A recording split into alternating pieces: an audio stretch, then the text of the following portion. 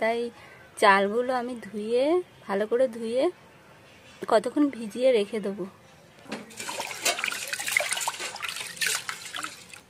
চালগুলো ভালো করে ধোয়া হয়ে গেছে, এবার জল দিয়ে এটা আমি ভিজিয়ে রাখবো।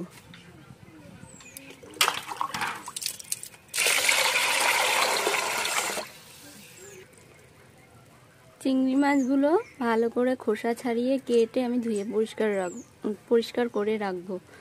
ততক্ষণে আমার চাল ভিজে যাবে, যেহেতু এটা অনেকক্ষণ লাগবে খোসা ছাড়াতে, ততক্ষণে চালটা ভালোভাবেই ভিজে যাবে।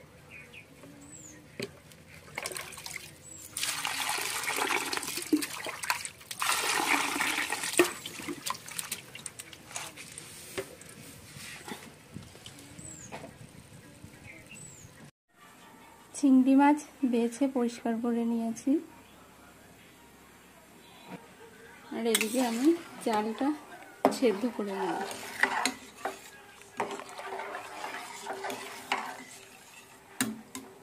পুরো সিদ্ধ করব না, কিছুটা বাকি থাকবে।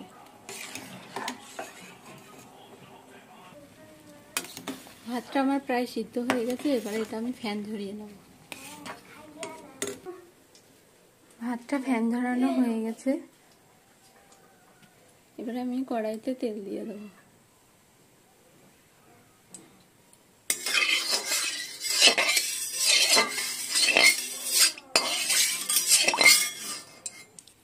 তেলটা গরম হয়ে গেছে, এর মধ্যে আমি তেজপাতা ফোড়ন দেবো আর শুকনো লঙ্কা।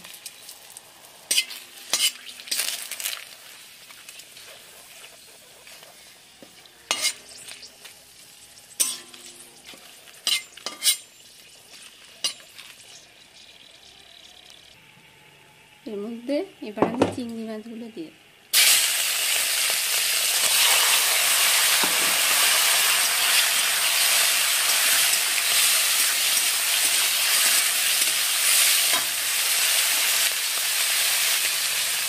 দিলাম হলুদ গুঁড়ো,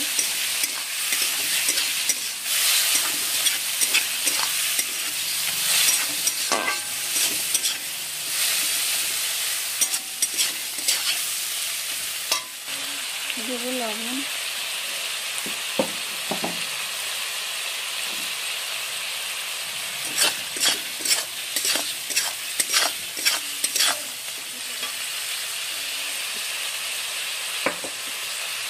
আদা রসুন বাটা,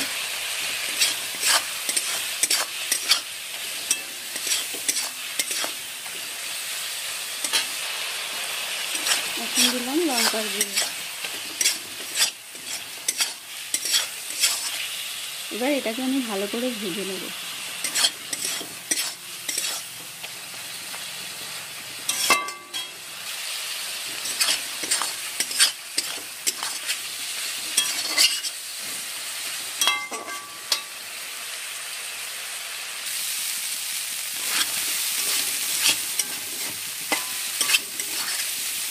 চিংড়ি মাছগুলো এবার আমার ভালো করে ভাজা হয়ে গেছে, এবারে এর মধ্যে আমি ভাতটা দিয়ে দেবো।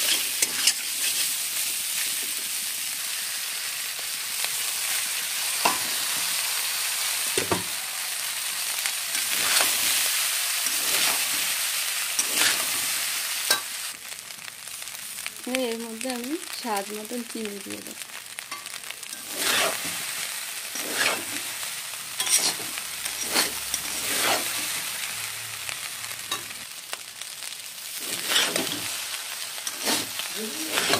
এটা আমার প্রায় হয়ে এসেছে, এবারে এর মধ্যে আমি গরম মশলার গুঁড়ো দিয়ে নামিয়ে নেব। এর মধ্যে আপনারা চাইলে ঘিও দিতে পারেন, আমি ঘি দেবো না কারণ আমার মেয়ে এখানে ঘি খেতে চায় না, আর ধনে পাতাও দিতে পারেন।